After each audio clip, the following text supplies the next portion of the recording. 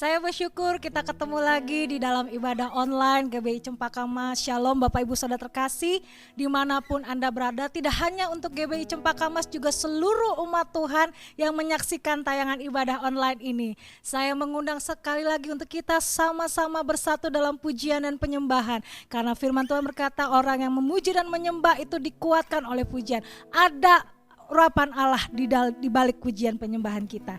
Mari semua umat Tuhan kita sama-sama menaikkan pujian penyembahan mengawali ibadah online pagi hari ini.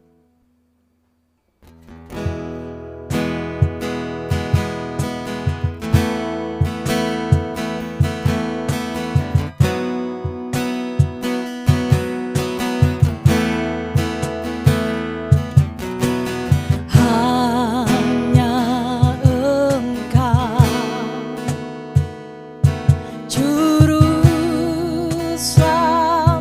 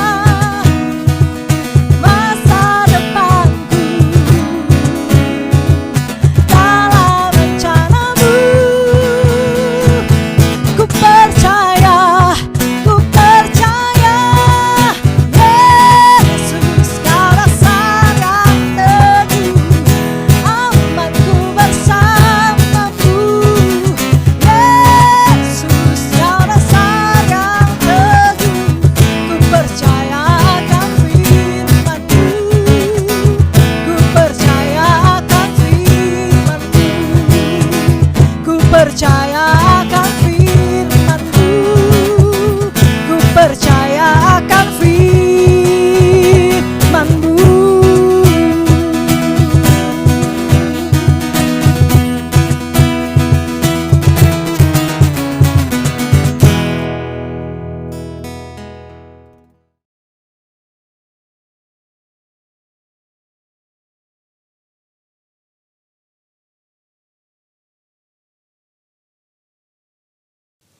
Shalom semuanya. Alkitab berkata bahwa Kristus telah mati karena dosa-dosa kita.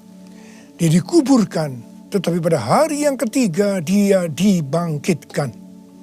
Setelah itu selama 40 hari Tuhan Yesus menampakkan diri kepada lebih dari 500 murid-muridnya untuk membuktikan bahwa dia hidup. Dan dengan disaksikan oleh murid-muridnya, Tuhan Yesus terangkat ke sorga. Pesan terakhir Tuhan Yesus kepada murid-muridnya seperti yang tertulis dalam Kisah Para Rasul 1 ayat 8. Tetapi kamu akan menerima kuasa kalau Roh Kudus turun ke atas kamu, dan kamu akan menjadi saksiku di Yerusalem dan di seluruh Yudea dan Samaria dan sampai ke ujung bumi. Kalau saudara adalah murid Tuhan Yesus, berarti pesan ini juga buat saudara dan saya. Setelah Tuhan Yesus terangkat ke sorga, 120 murid-murid berkumpul di kamar loteng di Yerusalem. Mereka melakukan ini karena Tuhan Yesus memerintahkan agar mereka jangan pergi dari kota Yerusalem sebelum diperlengkapi dengan kuasa dari tempat tinggi. Apa yang mereka lakukan?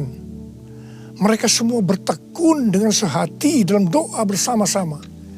Artinya mereka berdoa, memuji dan menyembah Tuhan dalam unity siang dan malam. Ini adalah prinsip restorasi Pondok Daud. Setelah 10 hari mereka melakukan itu, pada hari raya Pentakosta, tiba-tiba terdengarlah seperti tiupan angin keras di ruangan itu. Kemudian tampaklah lidah-lidah seperti nyala api, bertebaran dan hinggap kepada mereka masing-masing. Dan mereka dipenuhi dengan Roh Kudus, dengan tanda awal berbahasa roh. Setelah itu mereka dipakai oleh Tuhan untuk menjadi saksinya. Mereka melakukan amanat agung Tuhan Yesus. Peristiwa pencurahan Roh Kudus ini kita sebut sebagai Pentakosta yang pertama. Ku mau hidup seturut kehendak Tuhan. Ku mau memberi semua yang ku dapat berikan. Ku mau cinta Dia lebih dari semua. Ku tak dapat membalas kasih-Nya. Ku mau hidup seturut kehendak Tuhan.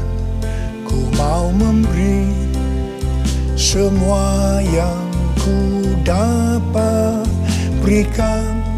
Ku mau cinta Dia lebih dari semua. Ku tak dapat membalas kasih-Nya. Ku tak dapat membalas kasih-Nya. Ketika Tuhan Yesus ditanya oleh murid-muridnya mengenai tanda kedatangan Tuhan Yesus kembali dan tanda kesudahan dunia ini, salah satunya Tuhan Yesus menjawab dari Matius 24 ayat 14. Dan Injil kerajaan ini akan diberitakan di seluruh dunia, menjadi kesaksian bagi semua bangsa. Dan sesudah itu barulah tiba kesudahannya. Jadi Tuhan Yesus akan datang kembali setelah Injil kerajaan diberitakan di seluruh dunia, menjadi kesaksian bagi semua bangsa. Tuhan Yesus pasti datang kembali.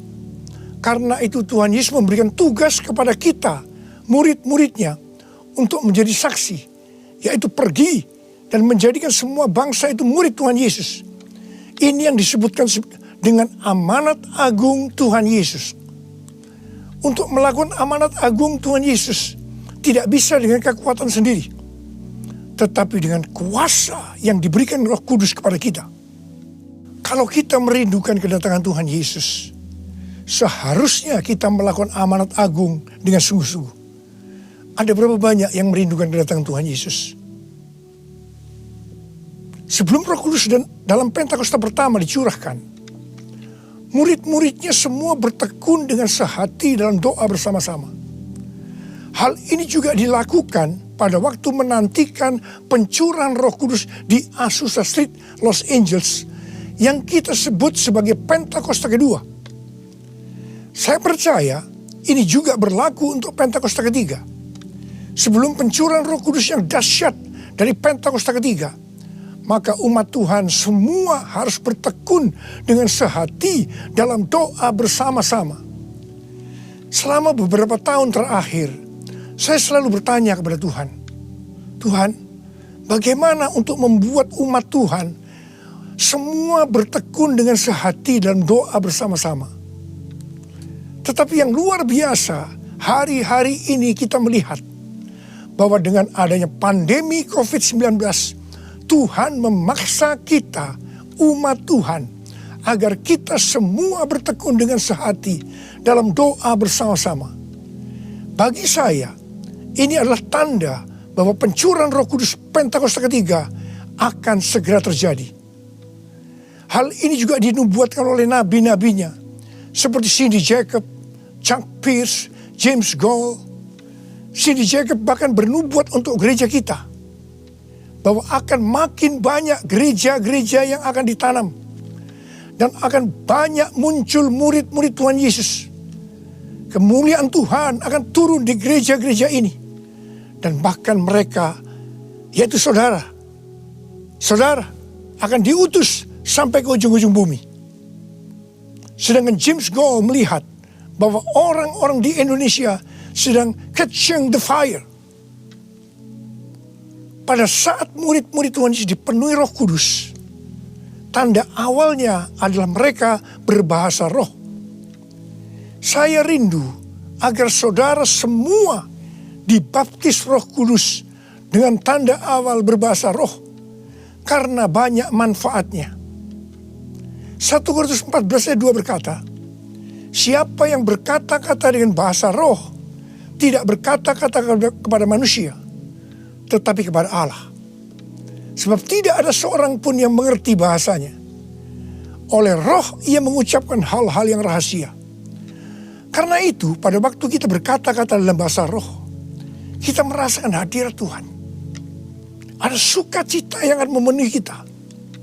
Seperti yang dikatakan dalam Mazmur 16 ayat 11. Di hadapanmu ada sukacita berlimpah-limpah.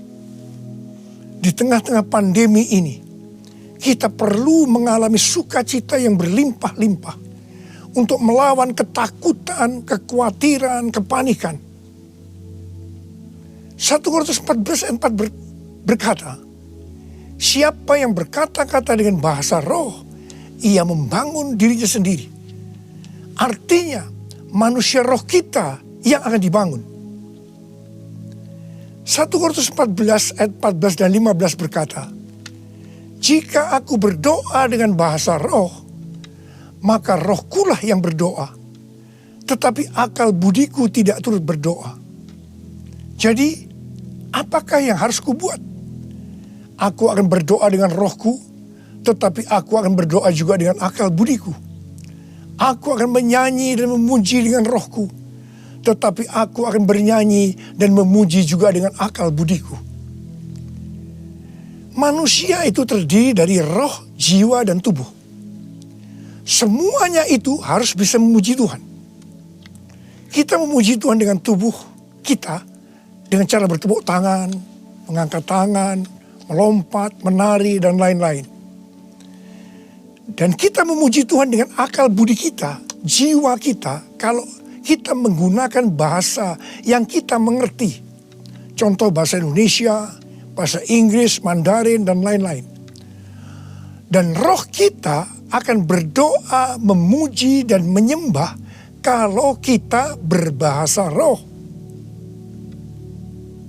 Kalau kita berkata-kata dalam bahasa roh, kita akan bisa berdoa, memuji, dan menyembah lebih lama dibandingkan kalau kita menggunakan bahasa yang kita mengerti. Karena itu sekali lagi saya merindukan agar semua saudara bisa berbahasa roh. Katakan amin. Apa yang terjadi setelah murid-murid dipenuhi dengan Roh Kudus sehingga membuat banyak orang bertobat? Hal yang pertama, Petrus berkhotbah sekitar 5 menit dan sekitar 3.000 orang bertobat dan dibaptis. Petrus berkhotbah dengan kuasa Roh Kudus. Menurut data dari PBB, pada zaman itu populasi dunia sekitar 300 juta orang. Sekarang penduduk dunia sekitar 7,8 miliar. Sehingga 3.000 orang waktu itu setara dengan sekitar 78.000 orang saat ini. Kita harus percaya bahwa sekali berkhotbah 78.000 orang bertobat dan dibaptis. Dengan berkhotbah secara online, hal ini lebih mungkin terjadi. Hal yang kedua yang terjadi setelah murid-murid dipenuhi dengan Roh Kudus sehingga membuat banyak orang bertobat, yaitu terjadinya tanda-tanda dan mujizat, sign and wonders. Para rasul dipakai oleh Tuhan untuk mengadakan tanda-tanda dan mujizat.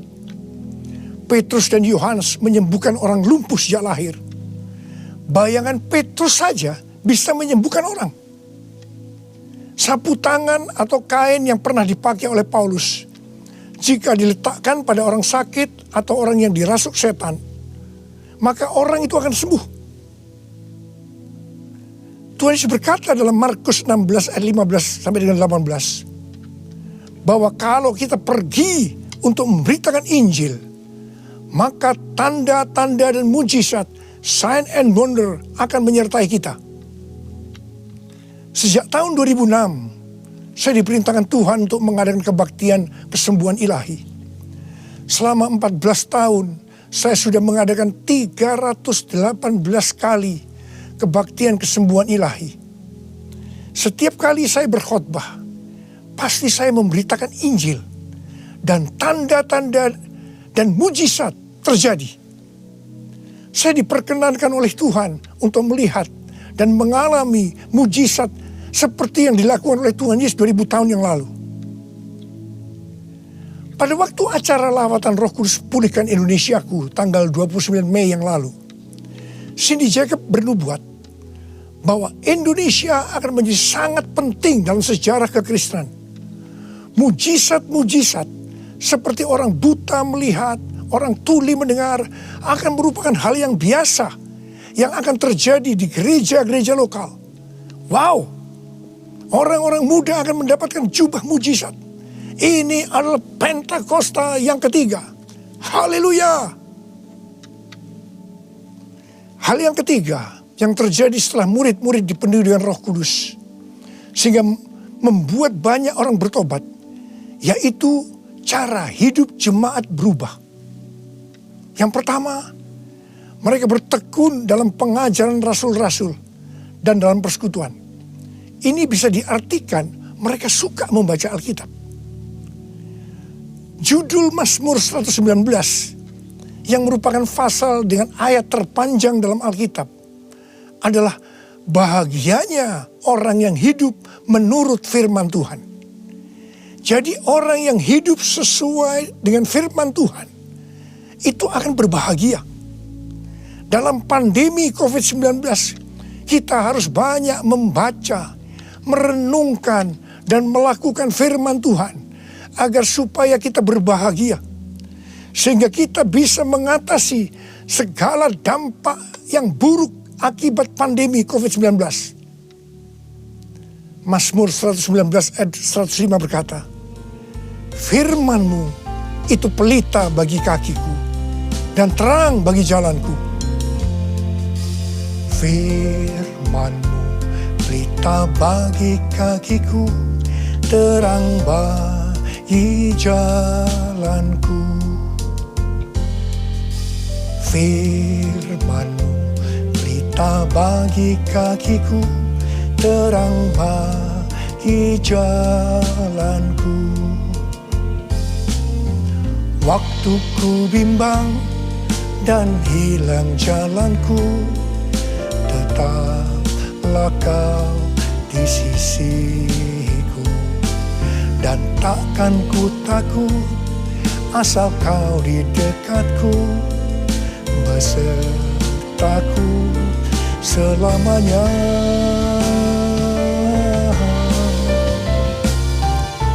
Firman-Mu pelita bagi kakiku, terang bagi jalanku.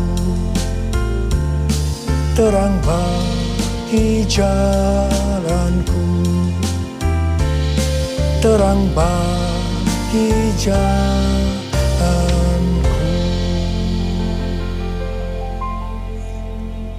Tuhan memberikan tema tahun 2020 adalah tahun dimensi yang baru. Kita tidak pernah menyangka bahwa tahun dimensi yang baru adalah seperti sekarang ini, di mana dengan adanya pandemi COVID-19, kita sekarang memasuki new normal. Ayat emas yang Tuhan berikan adalah dari 2 Korintus 3 ayat 18 dan Ulangan 28 ayat 13 dan 14. Melalui 2 ayat emas ini, Tuhan berkata bahwa kalau kita makin serupa dengan gambar Yesus, yang berarti kemuliaan Dia di dalam kita semakin besar, maka berkat secara jasmani yang akan kita terima akan semakin besar. Kita diberkati untuk menjadi berkat. Katakan amin. Engkau diangkat menjadi kepala dan bukan ekor. Engkau akan tetap naik dan bukan turun. Wow. Tanggal 1 Januari 2020, saya digerakkan oleh Roh Kudus untuk berkata bahwa memasuki tahun 2020 dalam bekerja mencari nafkah tidak bisa dengan cara yang lama, tetapi harus menuruti firman Tuhan, tuntunan Tuhan. Ternyata hal-hal ini yang sedang terjadi. Kita sedang memasuki resesi ekonomi secara global. Cara-cara yang lama dalam bekerja sudah tidak bisa dipakai lagi. Kita harus bekerja menurut tuntunan firman Tuhan. Kita harus peka terhadap suara Tuhan. Untuk itu, kita harus menjadi serupa, makin menjadi serupa dengan gambarnya. Orang yang menjadi serupa dengan gambarnya, itu adalah murid Tuhan Yesus.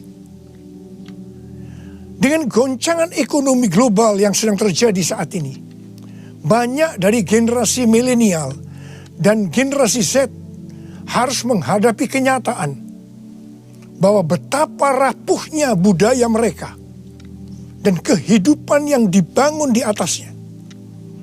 Padahal selama ini mereka begitu percaya diri dan bahkan sombong. Maaf, mereka merasa tidak perlu melibatkan Tuhan, tidak perlu bertanya kepada Tuhan dalam sebuah resep kesuksesan. Sekarang mereka akan tergoncang. Karena itu saya percaya bahwa melalui pandemi COVID-19 ini, banyak orang-orang muda yang bertobat dari cara-cara yang lama. Mereka kalau mau diberkati dalam seluruh yang dikerjakan, engkau harus menjadi murid sehingga peka terhadap tuntunan Tuhan. Tidak salah kalau akan terjadi kebangkitan generasi Yeremia, yaitu anak-anak muda yang dipenuhi dengan Roh Kudus, cinta mati-matian kepada Tuhan Yesus, tidak kompromi terhadap dosa, dan akan memenangkan banyak jiwa. Hal yang kedua, cara hidup jemaat berubah. Mereka selalu berkumpul memecahkan roti dan berdoa. Ini bisa dikatakan bahwa mereka hidup dalam unity dan suka berdoa. Yang ketiga, cara hidup jemaat berubah. Mereka suka memberi.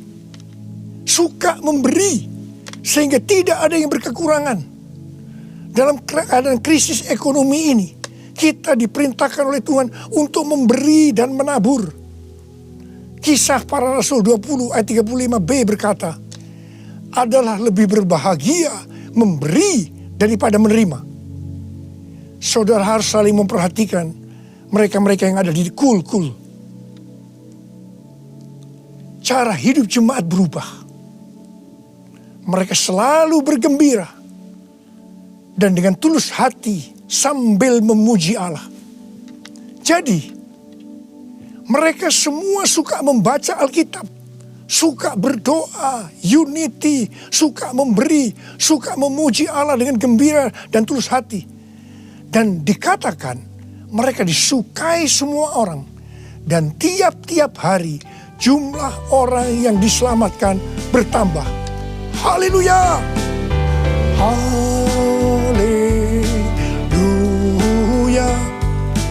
Haleluya!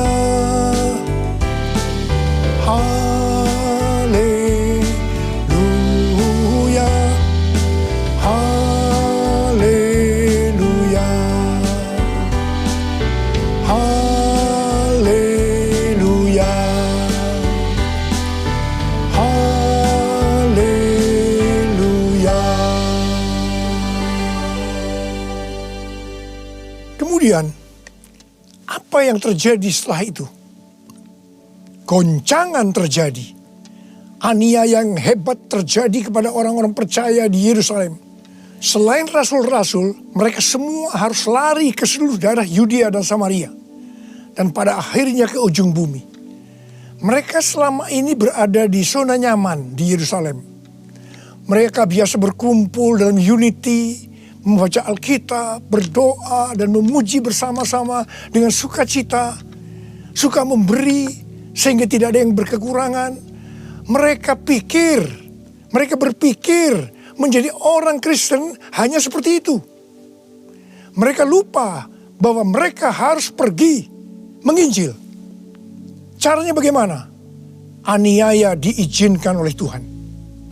Saya percaya melalui goncangan pandemi COVID-19 ini, kita umat Tuhan yang selama ini ada di zona nyaman, juga akan dipaksa untuk melakukan amanat agung Tuhan Yesus, yaitu pergi menjadikan semua bangsa murid Tuhan Yesus. Katakan amin.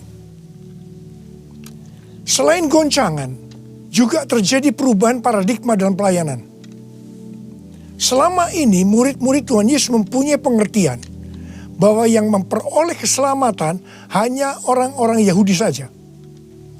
Tetapi dengan adanya pertobatan dari Kornelius yang bukan orang Yahudi, dan Roh Kudus turun ke atas mereka dan mereka berbahasa roh.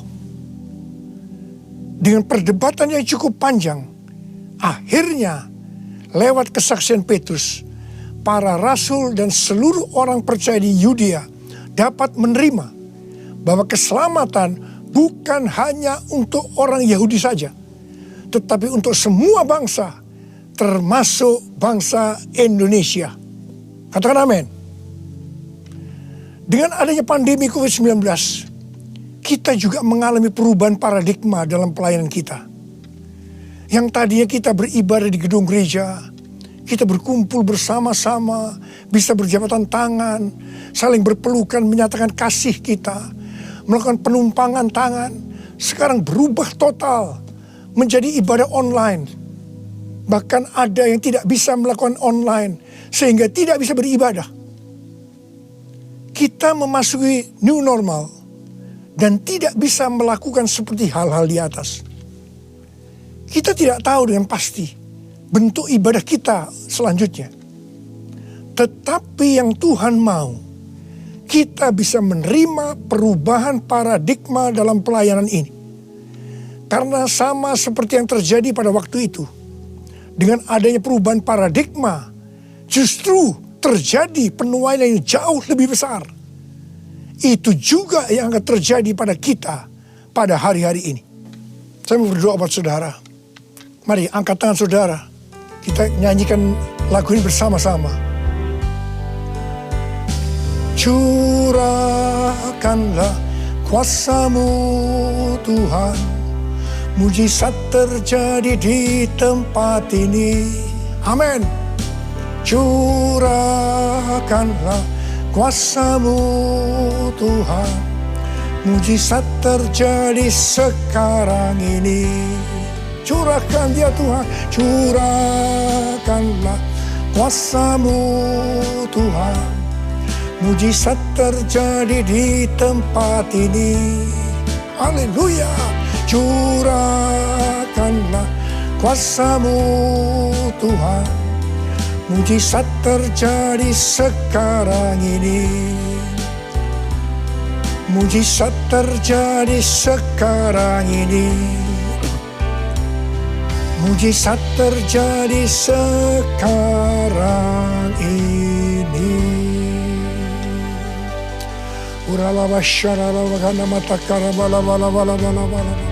Mari kita berbahasa roh. Kita berbahasa roh saat ini.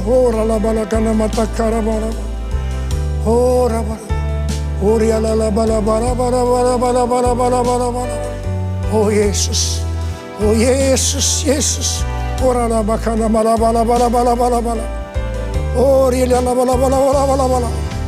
Mujizat terjadi di tempat ini sekarang ini. Jamah anak-anak-Mu ya Tuhan. Mereka yang sakit disembuhkan oleh Tuhan. Yang terdampak oleh krisis ekonomi dipulihkan oleh Tuhan. Terima berkat Tuhan. Mujizat terjadi dalam hidupmu saat ini. Sembuh dalam nama Yesus. Sembuh dalam nama Yesus. Engkau akan dicukupkan, malah berkelimpahan di dalam segala hal. Terima. Tuhan, curahkan kuasa-Mu. Pakai anak-anak-Mu semua nih Tuhan. Menjadi saksi-Mu. Melakukan amanat agung Tuhan Yesus.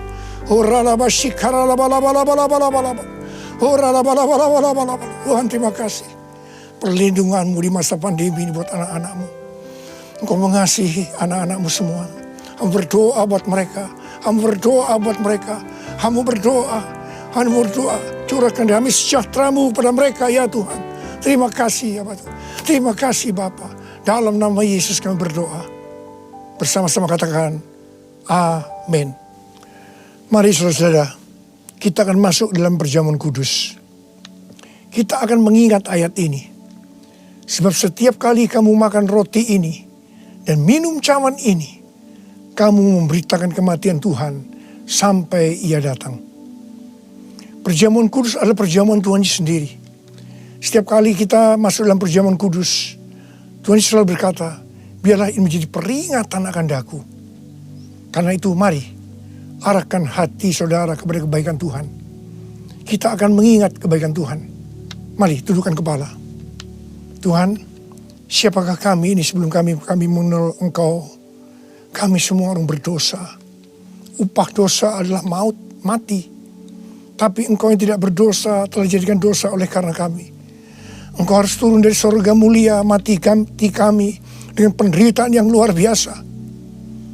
Sungguh betapa baiknya Engkau ya Tuhan. Engkau jadikan kami sebagai anak-anak-Mu. Engkau tuntun, Engkau bela, Engkau lindungi. Engkau tegur kalau kami salah. Engkau sembuhkan kami. Tuhan, itu Engkau ya Abah. Itu Engkau. Saudara, Tuhan akan memberkati saudara melalui perjamuan kudus. Tapi Tuhan mau kita makan dan minum dengan cara yang benar. Oleh karena itu sekarang masing-masing berdoa. Introspeksi. Lihat keadaan dirimu masing-masing. Jangan menyimpan dosa. Kalau saat ini Tuhan ingatkan ada dosa yang harus diselesaikan, langsung minta ampun. Katakan ampuni saya Tuhan. Ampuni saya Tuhan. Tuhan ampuni anak-anak-Mu Tuhan. Ampuni anak-anak-Mu ya Tuhan. Layakkan kami untuk masuk dalam perjamuan kudus hari ini. Betapa baiknya Engkau ya Tuhan di tengah-tengah pandemi ini. Engkau terus menyertai kami anak-anak-Mu. Terima kasih Bapa. Kami akan masuk dalam perjamuan kudus dengan hati yang penuh ucapan syukur. Dalam nama Yesus. Amin. Sekarang mari angkat roti di tangan kanan saudara tinggi-tinggi. Sebab apa yang telah kuteruskan kepadamu telah aku terima dari Tuhan. Yaitu bahwa Tuhan Yesus pada malam waktu Ia diserahkan mengambil roti. Dan sesudah itu Ia mengucap syukur atasnya. Dia memecah-mecahkannya dan berkata, inilah tubuhku yang diserahkan bagi kamu. perbuatlah ini menjadi peringatan akan aku. Saudara yang kasih Tuhan, bukankah roti yang kita pecah-pecahkan ini adalah persekutuan kita dengan tubuh Kristus? Mari kita makan dalam nama Yesus.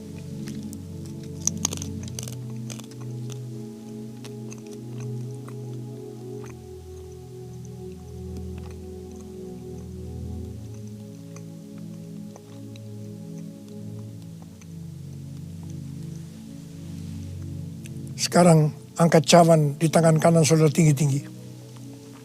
Demikian juga ia mengambil cawan sesudah makan lalu berkata, cawan ini adalah perjanjian baru yang dimeteraikan oleh darahku. Perbuatlah ini setiap kali kamu meminumnya menjadi peringatan akan aku. Sudah dikasih Tuhan, bukankah cawan pengucapan syukur yang atasnya kita ucapkan syukur adalah persekutuan kita dengan darah Yesus? Mari kita minum dalam nama Yesus.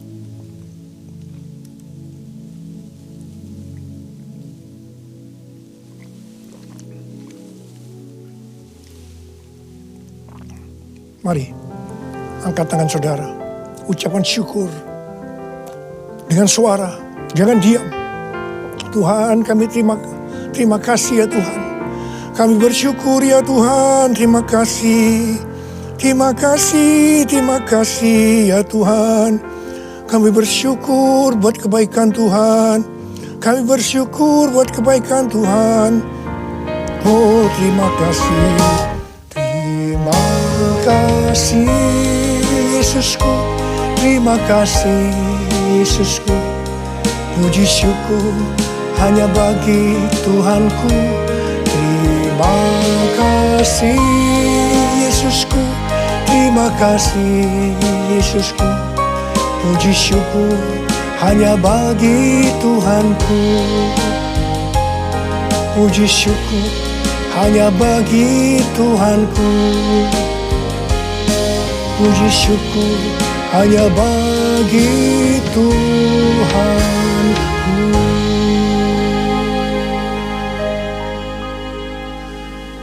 Angkat tangan saudara, terima berkat Tuhan. Pulanglah dengan berkat Tuhan. Kasih karunia yang berlimpah-limpah daripada Allah Bapa dalam Anak yang tunggal Yesus Kristus. Persekutuan yang manis dengan Roh Kudus menyertai saudara sekalian mulai hari ini sampai Tuhan datang menjemput kita di awan-awan dan bahkan sampai selama-lamanya. Yang percaya bersama-sama katakan amin. Shalom Bapak Ibu, mohon perhatian untuk pengumuman selama 1 minggu ke depan. Selama PSBB masih berlanjut, maka kita GBI Cempaka Mas tetap akan mengadakan ibadah online setiap hari Minggu jam 8 pagi sampai selesai. Dan kami mohon untuk jemaat yang ada di rumah maupun dimanapun Bapak Ibu berada, kami mohon untuk tetap mendengarkan anjuran dari pemerintah untuk tetap jaga kesehatan. Dan yang terakhir, mohon dukungannya untuk like, comment, and subscribe. Selamat Tuhan Yesus memberkati. Terima kasih Bapak, terima kasih ya Tuhan, Engkau baik buat kami. Pada saat ini ya Tuhan, kami boleh melaksanakan ibadah online GBI Cempaka Mas sehingga boleh terlaksana dengan baik. Kami berdoa ya Tuhan buat hamba-Mu yang telah menyampaikan kebenaran firman-Mu. Engkau berkati hamba-Mu, dimanapun hamba-Mu berada, Engkau selalu menyertainya ya Tuhan. Kami juga berdoa buat jemaat-Mu GBI Cempaka Mas terlebih khusus yang ada dimanapun mereka berada saat ini ya Tuhan. Biarlah firman Tuhan yang sudah kami dengarkan bersama-sama pada pagi hari ini ya Tuhan, itu boleh menguatkan iman percaya kami di tengah pandemi COVID-19 di saat ini ya Tuhan. Terima kasih Bapak, terima kasih ya Tuhan untuk kesehatan kekuatan yang Engkau sudah berikan buat kami. Kami juga berdoa buat bangsa kami Indonesia ya Tuhan. Engkau memberkati bangsa kami, Engkau pulihkan bangsa kami di dalam nama Tuhan Yesus. Kami juga berdoa ya Tuhan buat pemimpin negara kami, Presiden, Wakil Presiden, para Menteri, TNI, Polri ya Tuhan. Engkau berkati mereka, kesehatan, kekuatan Engkau berikan buat mereka ya Tuhan, di dalam mereka menjalankan pemerintahan di bangsa kami. Kami tak lupa berdoa ya Tuhan buat gembala sidang kami, Pendeta Dr. Insinyur Niko Nyotora Harjo beserta dengan keempat wakilnya ya Tuhan. Berkati hamba-hamba-Mu ini dimanapun mereka berada ya Tuhan, Engkau selalu menyertainya. Kesehatan kekuatan mereka ya Tuhan, Engkau berkati Bapa. Terima kasih ya Tuhan. Kami juga berdoa buat Gembala CK9 Pak Soni beserta istri dan keluarganya ya Tuhan. Engkau jaga, lindungi, berkati kesehatan mereka ya Tuhan. Terima kasih Bapa, terima kasih ya Tuhan. Hamba-hamba Tuhan yang ada di CK9 ya Tuhan, Engkau memberkati ya Tuhan. Terima kasih Bapa, terima kasih ya Tuhan. Sekali lagi ya Tuhan, kami berdoa ya Tuhan buat jemaat GBI Cempaka Mas ya Tuhan, kasih setiap penyertaan perlindungan-Mu sempurna atas mereka Tuhan. Terima kasih ya Tuhan, kami akan mengakhiri ibadah online GBI Cempaka Mas pada saat ini ya Tuhan. Berkati kami ya Tuhan, sebelum kami berpisah ya Tuhan, kami akan menerima berkat melalui hamba-Mu.